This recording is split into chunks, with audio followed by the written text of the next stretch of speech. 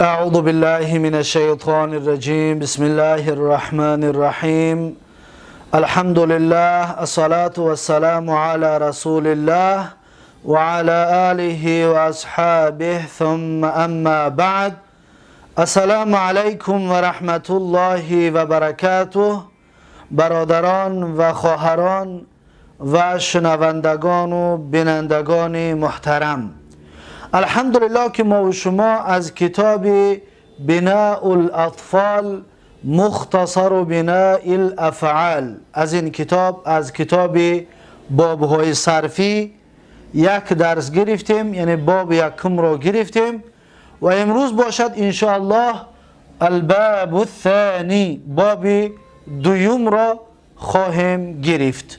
باب دویم ما و شما از همون بابهای ثلاثی مجرد هست، زیرا که 22 باب را ما و شما تقسیم کردیم به 4 قسم.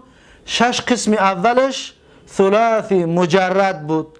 از 6 ثلاثی مجرد یکمش را گرفتیم که نصر ینصر بود و باب دوم ثلاثی مجرد این باب می باشد چطوری که شما می بینید. می بینیم که صاحب کتاب درباره باب دوم چی می گوید. در صحیفه دوم، هر کسی که این کتاب را دارد صحیفه دوم در صحیفه دوم در باب دوم صحبت میکند، میگوید که الباب الثانی، باب دوم، وزنه فعل یفعل. دقت بتید، فعل یفعل، عین را ببینید فتحه است، عین را ببینید در فعل مضارع کسره است. فقط شما حرف عین را دقت بتید، فعل یفعل. موزونه هم وزن باب دوم ضرب یضرب. ببینید ضرب، عین را ببینید، عین باب فتحه است در فعل ماضی، یفعل یضرب در فعل مضارع عین باب چی است؟ کسره است. هر فعل را ما دیدیم که عین بابش کسره است، پس اون از باب دوم می باشد. مثلا ملک، دقت بتید، ملک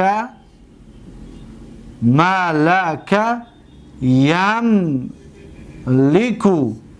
ببینید ملک یملکو. یا میتونیم بگیم غلق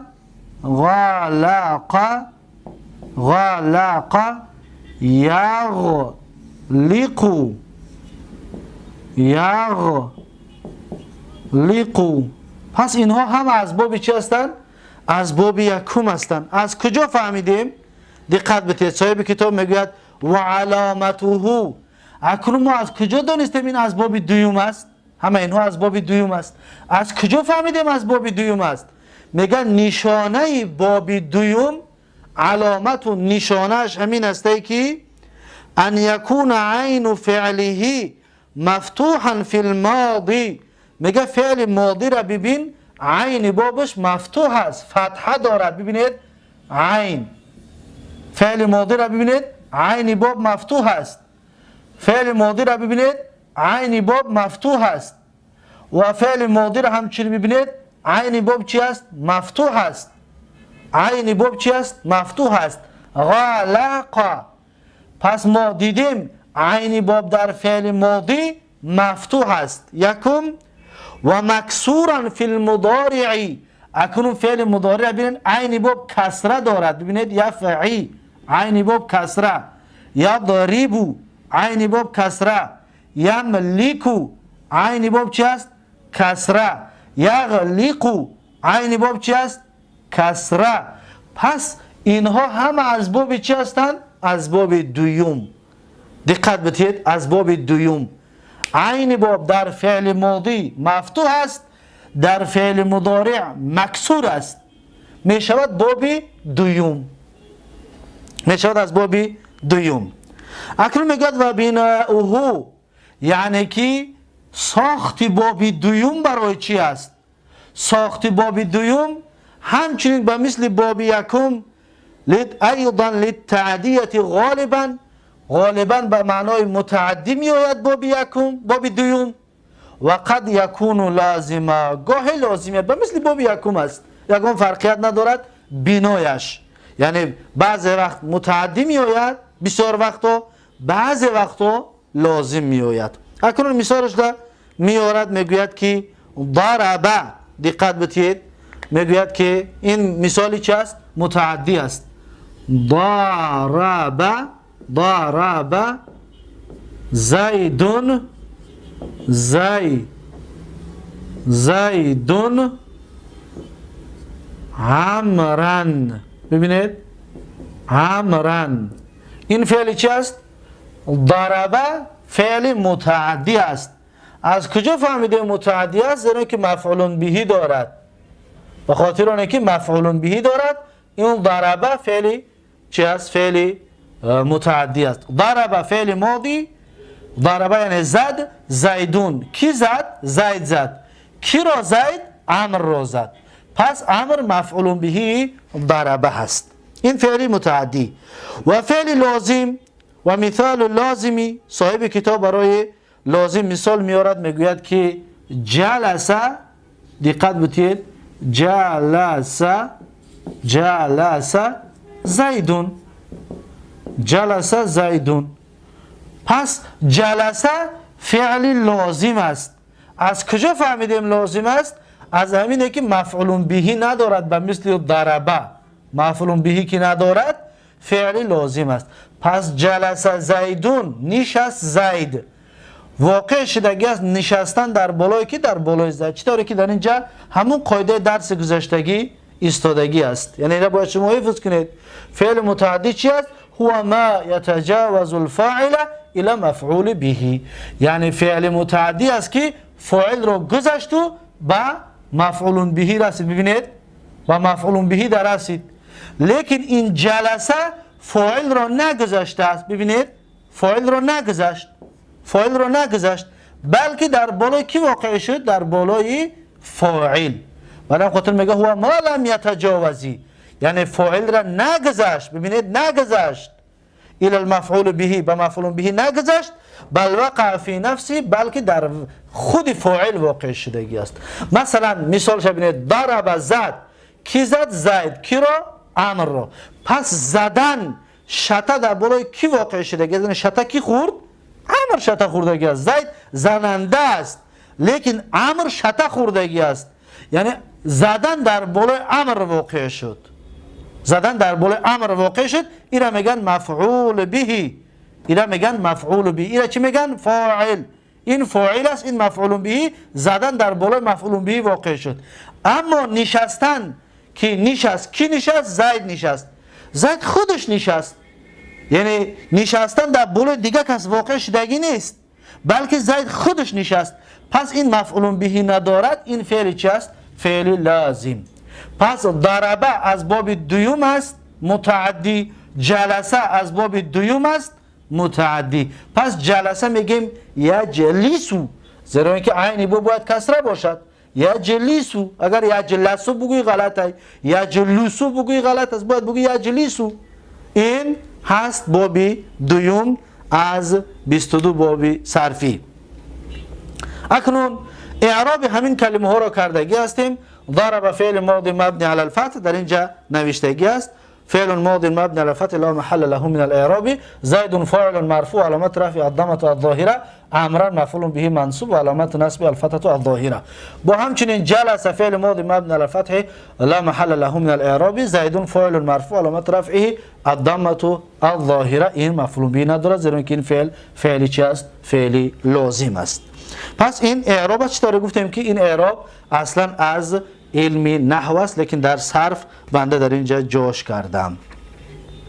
خب این بود درس دوم و همچنین باب دوم از 22 باب صرفی و این دوم باب ثلاثی مجرد هست. از 6 باب ثلاثی مجرد این باب دومش است. اکنون باب دوم که را به پایان رسانیدیم، پس بیاید میبینیم که فعل ماضی اون 12 چیزی که عرب اشتقاق میکنن از ضرب یضربو، چطوری که ما شما در بدون این را خواندگی است، میره دیگر میدونیم. فعل ماضی چی است؟ ضرب. دقت بتید، فعل ماضی میشود که ضرب ضرب. فعل مضارع يضرب يضرب.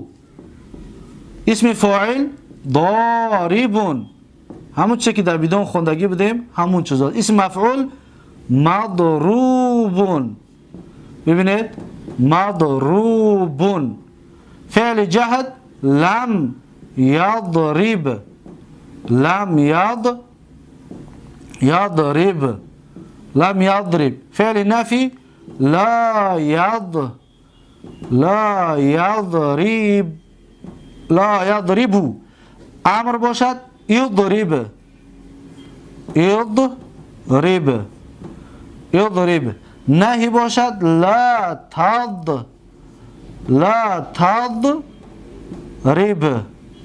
تضرب. اسم زمان و مکان حدش یک خیل میاد، گفتیم چی میشود؟ ماض.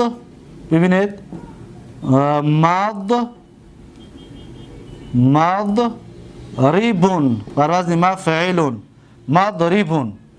و همچنین اگر که مصدر میمیش بگیم، اگر ر را کسره میکنیم میشه مصدر میمی مضرب. مصدر میمی مضرب این چی است؟ اسم زمان و اسم مکان. اسم آلتش میشود مضرب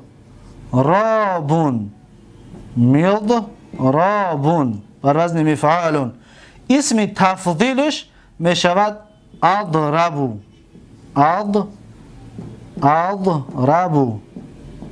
اضرب. پس این هست آن 12 چیزی که عرب از مصدر اشتقاقش میکنن. ضربه 14 صیغه دارد، معلوم و 14 صیغه مجهول. این را تکرار کنیم. ضربه 14 صیغه. یضربو همچنین 14 صیغه دارد. یضربون تا آخرش. ضاربون 6 صیغه دارد. ضاربون 6 صیغه. مضروبون همچنین 6 صیغه. مضروبون. لم یضرب فعل جهد 14 صیغه دارد. لم یضربو تا آخرش. نفی 14 صیغه دارد. لا یضربون 14 صیغه. امر 6 صیغه دارد. اضربنا. و نهی چند صیغه دارد؟ نهی 8 صیغه دارد معلومش. لا تضربو 8 صیغه. و مجهولش 14 صیغه دارد. اینا در بدون به تفصیل گرفتگی بدیم. اسم زمان و مکان 3 صیغه دارد. مضربانی مضارب. اسم آلت همچنین 3 صیغه دارد. مضربانی مضارب. و اسم تفضیل 6 صیغه دارد که اضربون ضربیاتون. پس این هست آن چیزی که عرب از مصدر 12 چیز اشتقاق میکنند. پس شما این ضربه را که 12 چه گرفتین، همچنین ملکه را هم بگیرید. ملکه یملک، مالک، مملوک. لم یملک، لا یملک، املک، لا تملک، مملک. اسم زمان و مکانش مملکون، مملاکون، املکو. اسم تفضیلش. یا غلقه را بگیرید. غلق، یغلق، غالق، مغلوق. لم یغلق، لا یغلق، اغلق، لا تغلق، مغلق. اسم زمان و مکانش مغلاق، اغلق. همینطور 14 صیغه‌اش را در دفتر بنویسید، هر یک کدامش را، تا اینکه در ذهنتان خوب بماند این وزن‌ها و این باب دوم. پس این هست درس دوم، باب دوم از کتاب بناء الاطفال مختصر بناء الافعال. با همین درس امروزه، درس دوم، باب دوم را به پایان میرسانم و تا درس آینده، تا باب سیوم، یکایک شما را به الله تبارک و تعالی میسپارم. هر کجایی که باشید سلامت و سربلند و موفق باشید. السلام علیکم و رحمت الله و برکاته.